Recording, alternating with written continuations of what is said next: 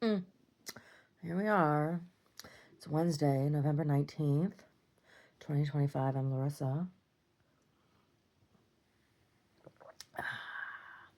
Fat Bitch Diary. Time has come once again to drink from skulls. Shout out to Andre Andrenovich. Yeah, shout out, Andre. Andre Andrenovich gave me a death threat this morning here on YouTube because I commented on a news clip about Volodymyr Zelensky visiting Turkey for peace talks. And my comment was, may peace come soon, though I don't see how, without Putin being removed. I said nothing but love for all the suffering. And Andre Andrenovich said, we'll get rid of you first. Oh, I've been threatened by Russians before. Yeah, I have. And my family came to this country. Part of my family came to this country, ethnic Ukrainians, because of Russian violence. So, it's like when I was like 3 years old and Russia was slaughtering Afghanis, and I asked my mother, we were watching the news and they were talking about it, and I asked my mother if Russians were evil. And she said, no, but their government is. I'm not so sure.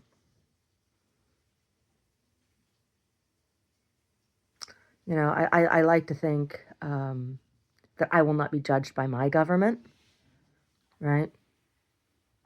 But I have to wonder, like, what is the life position, of Mr. Andre Andrenovich, and the name is an interesting thing, and it comes to me at an interesting time because I just finished this novel that titled Animal Testing. And it is available for matrons and patrons on my website to read. If you're not a matron or patron, it will be released one chapter at a time eventually in my magazine. I have a couple other novels that'll be released first. But there's a character, Ivan Ivanovich, in this novel, and Ivan Ivanovich is an old fisherman who is an old immigrant. He immigrated to the United States sometime post World War II, right? Around World War II, post World War II. So, after after the Iron Curtain. Thank you. Brody, go sit down, please, sir. And I chose the name Ivan Ivanovich for this character as someone who escaped Russia because of the book A Day in the Life of Ivan Ivanovich. Is that by Solzhenitsyn? I can't remember. I can't remember the author. I think it's Solzhenitsyn, but I might be wrong about that. I read this. I had to read this book in high school. It was very interesting to me, and it is a novella. And that also speaks to the length of the books that I write, the novellas that I write. So there's correlation. This last book has a number of literary references that you have to be a literature nerd to recognize. And this is one of them. So Ivan Ivanovich, A Day in the Life of Ivan Ivanovich, is about a man. It's like a diary of a man named Ivan Ivanovich, and it chronicles a day of his life in the Russian Gulag. And I guess, what was it? This would have been like post-World War II, World War II era. Maybe earlier than that.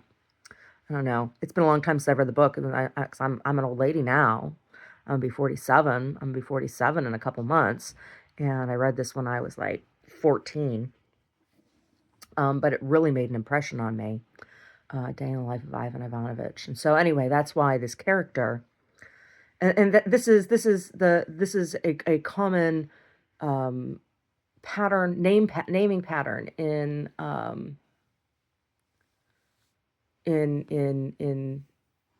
Eastern European Russia and Russian culture. Your patronym, you know, family of Ivan, right? Ivan, son of Ivan. That's basically that what Ivan Ivanovich's name is. Ivan, son of Ivan. Um, and so this Andre Andrenovich, same thing. Andre, son of Andrea. So I'm guessing that his father's name was also Andre, or at some point, it's probably a real common name in his family. The patronym. Mm, yeah, yeah, yeah. You know, what is the feminine ending for the last names that end in Vich? I don't know.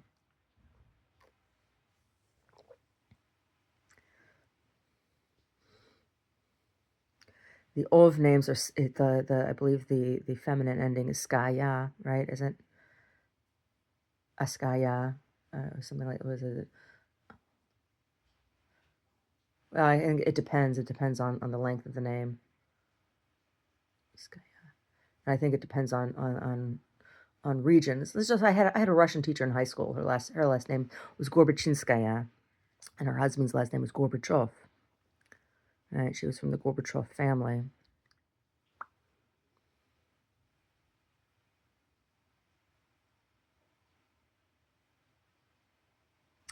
Anyway, anyway. Mm.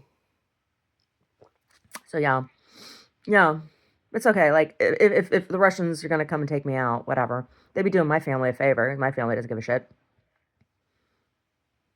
My family doesn't give a shit. They'd be like, good riddance, right? Anyway, yesterday I got some work done. Got some work done. I did some website updating yesterday that has been long overdue, and oh, I also baked some bread and did some laundry, and the bread was delicious. Oh, it came out real nice. I made loaves, and for dinner, the bread's so soft and fresh like that. You can make really nice sandwiches. So I air fried some tempeh bacon, and we had that fresh, beautiful, soft bread. Yeah, oh, it was lovely. Fresh, beautiful, soft bread, and then I put on it mayonnaise and mustard and tempeh bacon and red onion and thinly sliced tomato and alfalfa sprouts. And that was a lovely, lovely sandwich. And then I air fried some potato wedges and I had air fried French fries and pickles. It was a really good sandwich. The bread's amazing. Oh my gosh.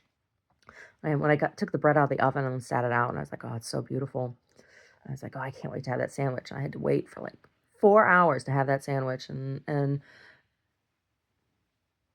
you know, as I'm thinking about that, as I'm thinking about like um me waiting for this bread that is so beautiful and delicious, and thinking about, all the situations where people don't have access to even a loaf of bread, you know?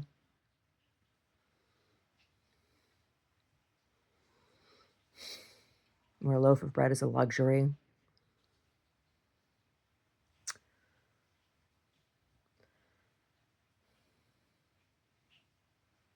And thinking about, Christ breaking bread at the Last Supper,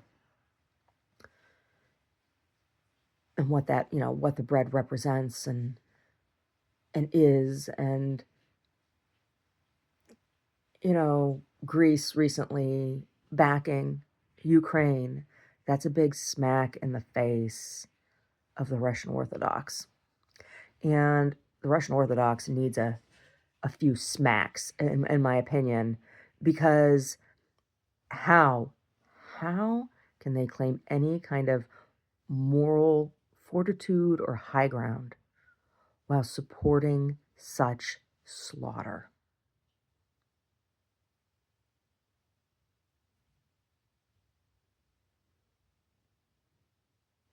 Who did Jesus slaughter?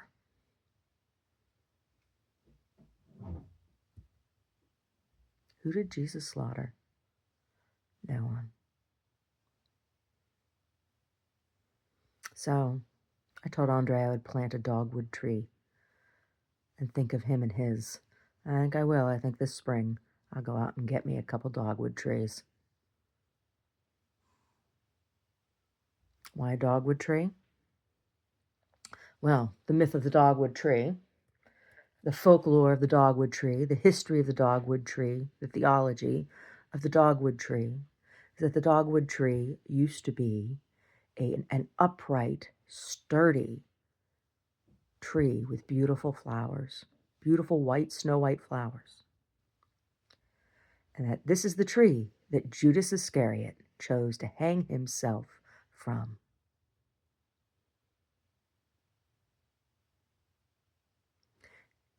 And the dogwood tree bent and wept for his betrayal of Christ, and that the flowers took on a pink dot on each of the 4 petals in memory of the wounds in Christ's hands and feet. So, plant a dogwood tree for a Russian. Mm.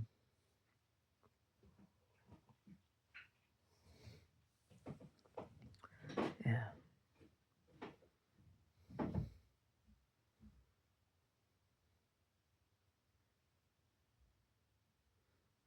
And to Greek leadership, F. Aristo.